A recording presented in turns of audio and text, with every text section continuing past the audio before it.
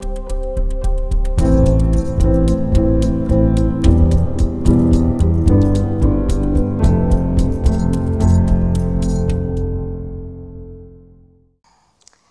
our response lies our growth and our freedom. Well, that's actually true. I learned that on death row. Because there's so little time, I can't really tell you my story.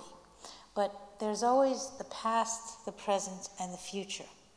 And this idea of connecting the dots, they're joined.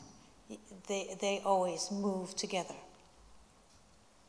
and are part of our lives, and you can't escape that. No matter where you hide, no matter how fast you think you're going, or how slow. And the idea of making these decisions and not procrastinating, just making a decision and doing something. Well, sometimes you make a decision and it's the wrong decision. And instead of propelling you into something great, it's the worst thing you ever did in your life. That's me. That's what I did. I was an average person, leading a fairly average life, and I didn't think anything that I had done previously prepared me for what I had to face when I made a few not terrible wrong decisions. I fell in love with a guy. Maybe he was the wrong guy. And I decided to follow his path instead of my own. It wasn't so terrible. And then I decided to take a ride in a car. Not such a terrible thing. And I ended up on death row as the only woman on death row at that time. And so rather than send me with all the men, they put me in solitary confinement. And over the next 5 years, I think I learned more than I ever had learned about life while I was facing death. And I think if anyone here has had an illness or an accident or something that's made them face their own death, then you'll know, like I know, that that's when you really learn the most about living and about life. And so at first my reaction was fear and anger and confusion. But because I had no choice but to be in that space with myself, and I couldn't run and I couldn't hide, I had time to think. And after a while, I realized that being sad and angry and confused and resentful wasn't the way I wanted to spend my last days, if it was to be my last days. And so I decided, it was one of the most significant decisions of my life, that until they did come to kill me, my life still belonged to me. That this illusion that I was a prisoner, that I was locked up, that I had no choices except to sit there and wait for them to decide when to take my life. Well, it was true on the one hand, but on the other hand, it was also true that while I was still alive and until they did take my life still belonged to me. I perhaps couldn't decide where I would live or who I would be with or when I would eat or I couldn't leave that space. But within that space, my life still belonged to me. And so I decided that in the time that I had left, be it long or be it short, that space would become my sanctuary. They called it my cell. I called it my sanctuary. They said I was there to wait for them to take my life. I said I was there to do my spiritual work. It was the first time in my life that I was excused from work. I didn't have any bills to pay, right? I had no one to take care of. I had no meals to cook. I had no laundry to do. Why? I was free. Really, for the first time in my life, I was free. All I had to do was, well, it's beautiful, actually, to be on the podium where 2 yoga teachers have spoken in one day. That's really an amazing thing, because that's what I did. I started to do yoga, I did meditation, and I prayed. Now, again, it was a matter of choice. I chose to do these things. I also chose to believe in God at that point in time, because if there was no God, I was in a lot of trouble. Because if they had the final word, I was gone. But, so it was really a choice of whether to believe in hope or hopelessness. So I chose to believe in hope. And I decided there was something out there that I could believe in. And if I called upon it, it would answer me. And that's worked all through the rest of my life. So that's where I first learned that I always have a choice. I might not be able to choose what I have to eat, but I can choose whether or not I eat. There's always a choice. And you have to live with your choices. And whether it's the right choice or the wrong choice, there's always a lesson in it. So sometimes it's better to focus on the lesson rather than the fact that you made a mistake. I made some really stupid choices, but as a result, I got the opportunity to learn some very amazing things. Now, I could have come out of that experience saying, oh, poor me. I was a victim. I was of injustice, and I was. But I came out saying, wow, I survived. I'm a survivor.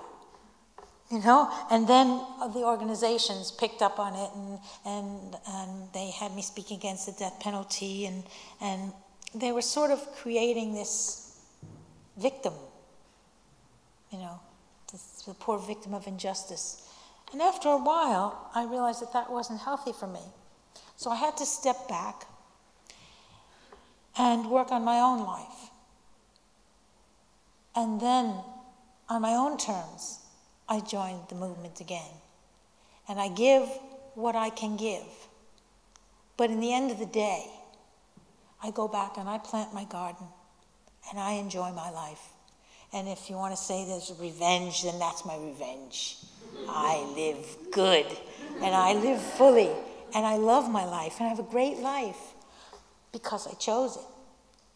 I could have chosen to be a famous victim, you know, and I could have chosen to seek compensation. But I felt that it would be a better legacy for first it was my children that I used to think of, and they used to keep me going. And then it was my grandchildren. See, I went into this situation when I was in my middle to late 20s, and when I came out, I was 45 years old. If you can just imagine, if you even are that old yet, from the age of about 27 till 45, that whole part of my life was taken away. On the other hand, that became my school of life. And when I finally came off death row, I understood more about living and more about freedom than I had before I went in. And I began to share what I had learned about life and about living and about making choices with the other inmates that were there. And people used to ask me on a weekly basis, how did you do it? You know, how did you get through all that and not be bitter and angry? And so I'd say, come on Saturday to the recreation room and I'll show you.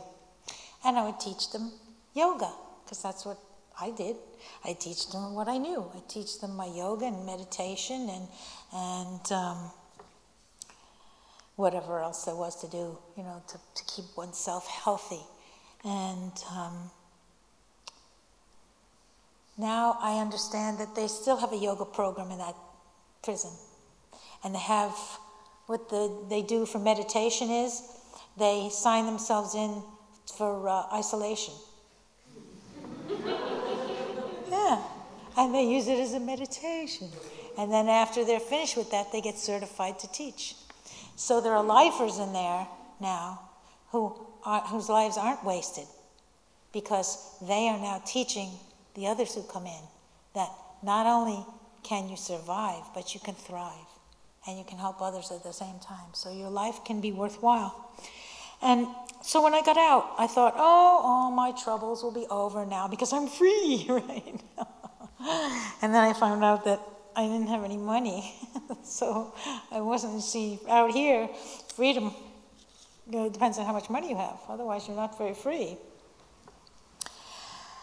And So the only way around that was to employ myself, because I couldn't get a job. Nobody wanted to employ a 45-year-old woman who had been for 17 years in prison and had no skills. So I became a yoga teacher, and I began sharing my experience that way, and I began speaking up for human rights, and little by little that grew.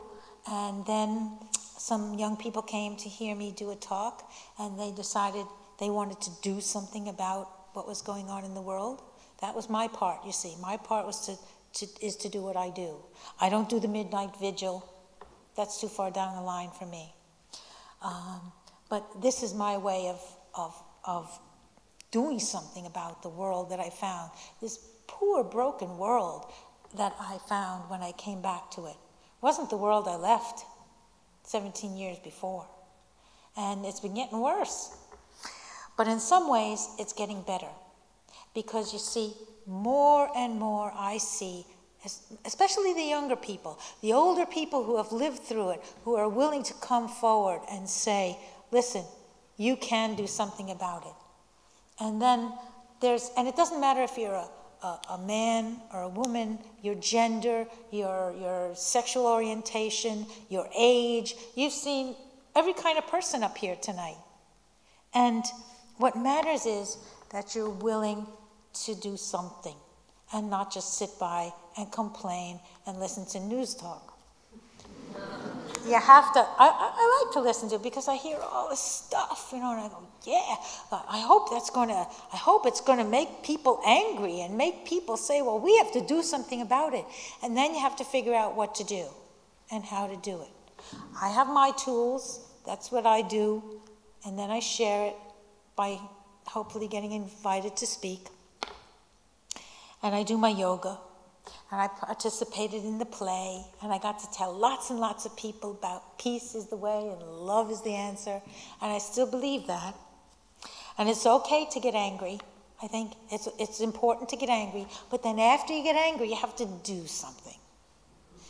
Something positive, not smash things, beat somebody up. You have to think of something positive to do. And each one can do that. You can write a letter, you can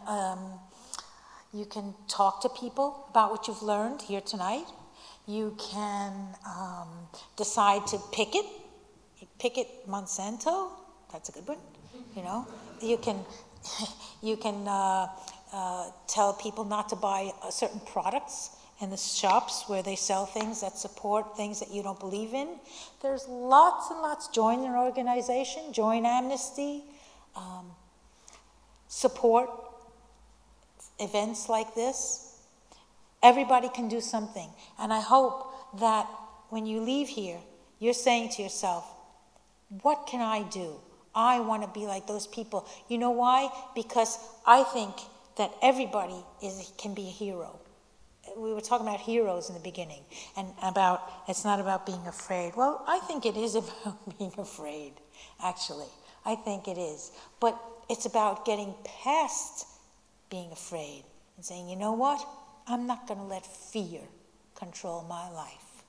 I'm not going to let them tell me how to think. This is what I believe, and I'm going to do what I believe. And maybe you won't win. Maybe you won't see the results of your efforts in your lifetime. But when it's all said and done, you'll be able to say, you know what? I did my best, and I tried. And then you pass the baton on to the next generation. And that's your legacy. And that was the legacy I hoped I would leave for my children and my grandchildren. And I hope that when you leave here, that legacy will travel on with you. And you'll say, in our response lies our growth and our freedom. And you'll follow through on that by doing something positive. So, love is the answer.